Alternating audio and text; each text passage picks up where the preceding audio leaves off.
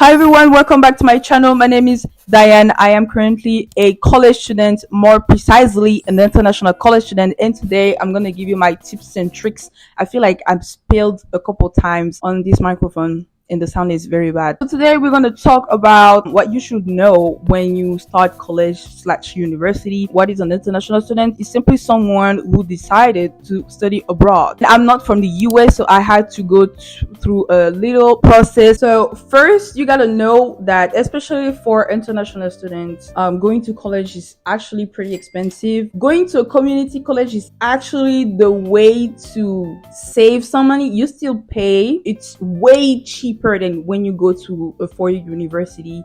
You can do your 2 years in a community college instead of going fully 4 years, like 2 years community college, and then you complete your other 2 years into university. I believe that going to a community college is actually a good choice. I was actually very skeptical at the beginning. People can easily influence me. Long story short, I kept seeing people talking very badly about going to a community college. They say that it is like when you go to a community college, it is that something went wrong, or they call it high school 2.0. So I'm like, I was feeling a little bit bad about it because I'm not going to University of Texas and I'm going to Harvard or whatever. I'm starting with a community college. I was very sad about it, but right now I feel like people are actually waking up and see that in this economy, in this time, going to a community college is actually the best way to save some money. That's why I will definitely advise you to do it. And this is not high school 2.0. Like a lot of people say that in community college, things are easier or whatever. We are still the same level. I don't know why people say that. So definitely, if you can, go to a community college. By the time I'm done with everything concerning university, community college, and whatever, I will do another video about it because I still have a lot to learn. I need to breathe. Madonna. Choose your classes in the best way possible, something that suits you. But personally, don't take the 9 a.m. classes, don't take the 8 a.m. classes, don't take the 9 p.m. or 8 a.m. Back in high school, every single classes were starting at 7:30 or 6 or whatever, but I used to wake up at 4 to literally get ready to go to a high school. It was crazy. Now I am growing up. I am exhausted. So 9 a.m. has become my 6 a.m. It's extremely challenging. Girl, it's a lot. Like, if you can do it, that's good for you. Me, I can't. I mean, unless you don't really have the choice, because that's actually my case right now. I am dealing with a 9 a.m. biology class. Don't have any choice because I really wanted to take this biology class in the summer, but that was the only one available right now. And at night, like, usually we do a lot of things during the day, and it's better to place your classes during the day, so that when you just go home 6 p.m. you can go to sleep, or you can work, or you can go to the cinema, or you can do whatever you want. When the sun goes down, I don't know for y'all, but I just want to stay home. I don't want to go to school. This is how I actually failed one of my classes, because during the fall, and it was during fall, like, guys, I was dealing with the most annoying class. I was taking pre-calc 1. The only class available was literally at the end of the day. It was at 6 p.m. And during the fall, the night goes down pretty fast. At 5, the sun is already setting, and it was pretty cold. So I failed to attend a lot of classes. So yeah, please don't do it, especially during fall. Like, don't do it. Now we're going to talk about when you take your classes, how to choose your professor, if you need help with anything. Usually, I would recommend to go to see an advisor. I used to be the kind of girl, because I'm not sure of myself, and the program here in the United States is like extremely different. So I was like, there is already someone to help me, which is the advisor. Why not just letting this person helping me until the end, like from the beginning to the end? But I wasn't aware that sometimes they can fuck up your program. They can put you in some classes that you don't even need, and that's why they actually did. One did that to me when I went to another advisor who was just like, why this advisor made you to this class? And I was like, I don't know, like, please, you are supposed to be the person knowing. Why am I supposed to be the person knowing? I was wrong. So I took a class that I don't even need it. That's the most annoying part. I was so scared to register for my classes alone. Just ask them. When you don't understand something, they are definitely a great source. When you want to understand like how things work, please Go to see them, but don't fully trust them. Rate My Professor is the best source that I can give you right now. So let me re-explain that. Rate My Professor, as the name says, is simply a website within people, usually students, rate their professor. So you can see the review of the students about the course you're about to take. When I say about the course, it's specifically about the professor. The maximum points is like 5 if I'm not mistaken. So usually you want to avoid the professor who are bad rated, like more than 50% don't want to take this class again. I prefer avoiding that. Like, really, I'm so sorry guys, but I have a lot of stories to tell. In your curriculum, I think a lot of people have to take you have the choice to take a language class. Me, I had French, and French is my native language, so I was like easy A, but it was French 3, so I have to go through French 1, French 2. There is another way to get into French 3 instead of going to French 1, French 2, French whatever, and it is to take an exam which I plan to take. No worries. I was like, you know what, I'm gonna take French 1.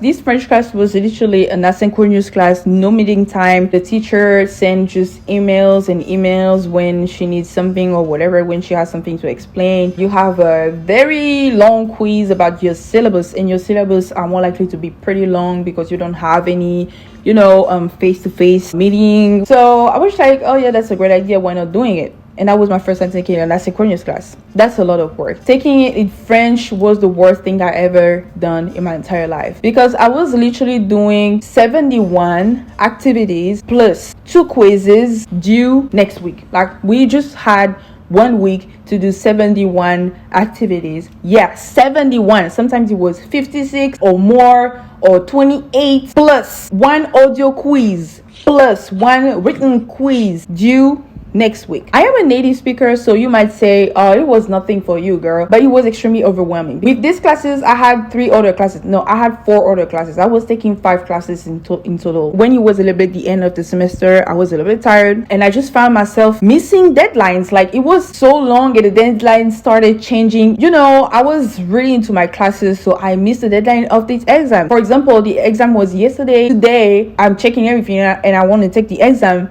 and I just noticed that I missed it. So I text the professor, I'm so sorry, but there is just a lot of things going on right now. I'm not a liar, so I'm just telling her that's what's up. I had a little problem with the deadline right now, so I missed the exam. Could you please open the exam again so that I can do it? She sent me back a big paragraph telling me about her life. Oh, put yourself in my place. The exam was open since da, da, da, da. I wanted to respond for a moment. I was just like, bro, how can I do this exam when I have 71 other exercises plus 2 other quizzes, and I'm dealing with 5 other classes? 4 other classes. What's your problem? Anyway, we are not here to look for problem. Like, I'm not even from here, so problems not with me. Yeah, I'm gonna open the exam it was at night, like at I think 8 p.m. or whatever. So at 8 p.m. I'm like, okay, no problem, I'm gonna take the exam. Thank you so much. I told you it was a 2-part exam. She just opened one, so the other one I didn't have any credits. We went on the website, checked the name of my professor. She's like a 2.5. A lot of students said that her class is actually pretty hard. There is a lot of homework. She's rude. And I was like, oh my god, like, I should have just checked before doing that.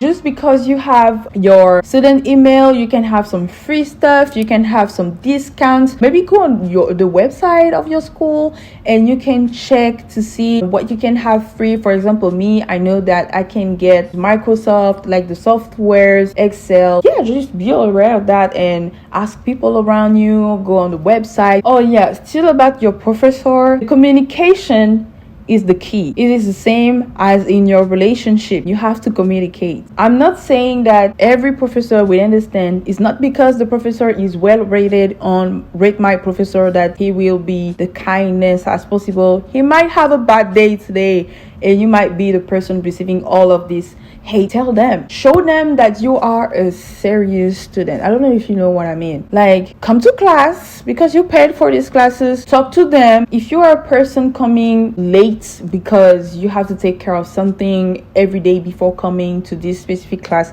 Tell them you're gonna see me coming late because I have something important to do. This is tell them. So talking about communication, let's talk about friendship, like making friends. This is just my second year right now. This is just my second year, but I can tell you guys, a lot of people around me told me that I will make a lot of friends. It will be easier in college. It's false. That's my personal experience. And sometimes this is just a friendship that lasts the semester, and after that you're gonna meet other people.